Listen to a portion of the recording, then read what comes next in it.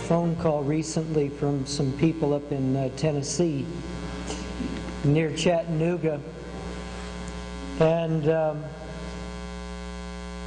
the people said to me that they had gotten the book Secret Terrorist and Enemy Unmasked at their church, and they had taken them home, and they before they started reading them, they prayed and said, Lord, if this is truth, then show it to us. If it isn't, then show us that too. And so this couple went home and had that prayer, and they started reading, and they said they went from cover to cover with both books. They started reading them to their adult children, and they said everything in the books was true, and it was right in line with the great controversy. And they said, Bill, why don't we hear these messages in Adventism today? Why aren't these messages that are in the Secret Terrorist and the Enemy Unmasked, why aren't they being proclaimed from pulpits in Seventh-day Adventist churches?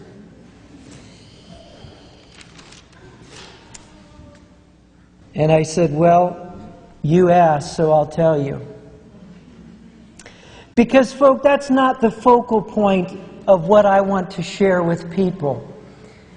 We've got a world to warn. We've got a gold mine that God has given to us. And we need to share it with every nation, kindred, tongue, and people.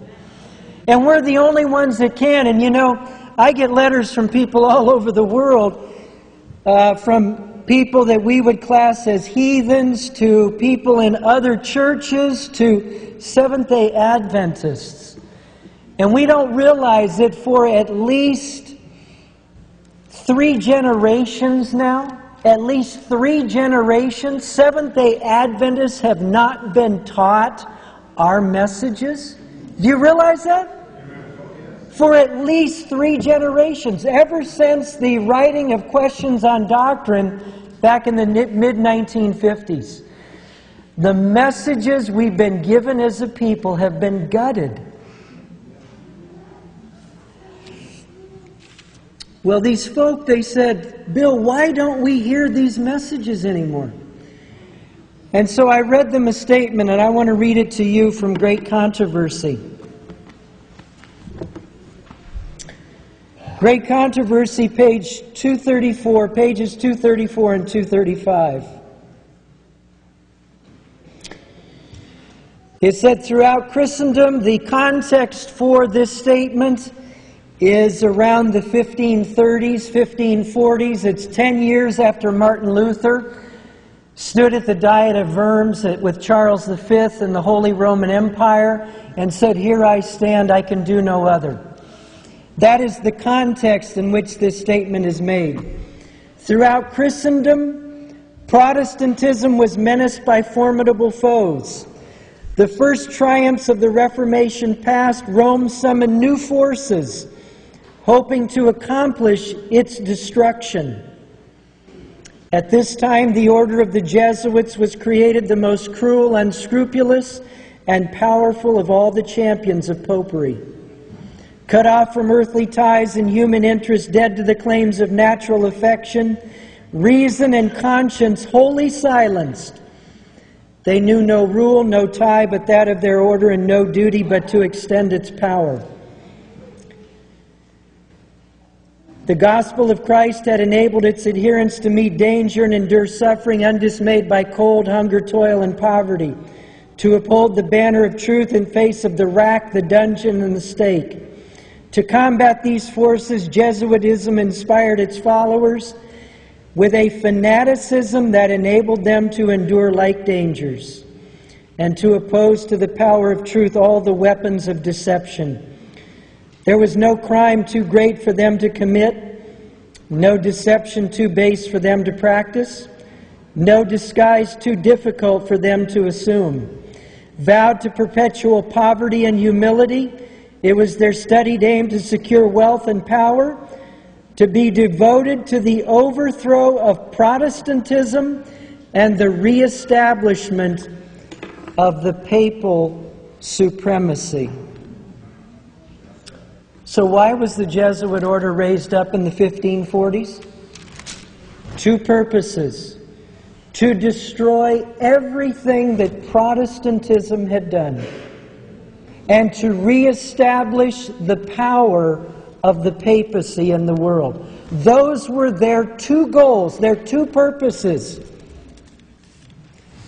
Now, the question I asked these dear people on the phone, I said this: why was the Seventh-day Adventist Church raised up? Why were Seventh-day Adventists raised up in and around 1844? You say, well, to give the three angels messages, and absolutely that's true. We were called in the process of history to finish the Protestant Reformation. Is that not true?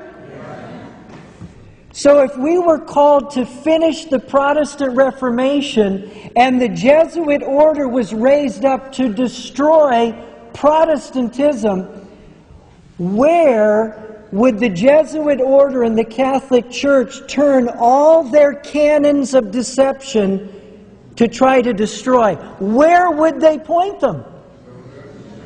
They would point them at Seventh-day Adventism.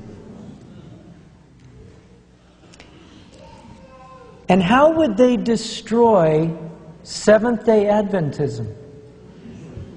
You say, well, they'd infiltrate. Well, of course they would. They would infiltrate into positions of leadership, teachers, pastors, administrators. You know, I could tell you a few stories, and I will at this moment. Back as early as the 1940s, a man by the name of B.G. Wilkinson, who wrote a book called Truth Triumphant, was the president of Emmanuel Missionary College in Washington, D.C. Now it's known as Columbia, or CUC.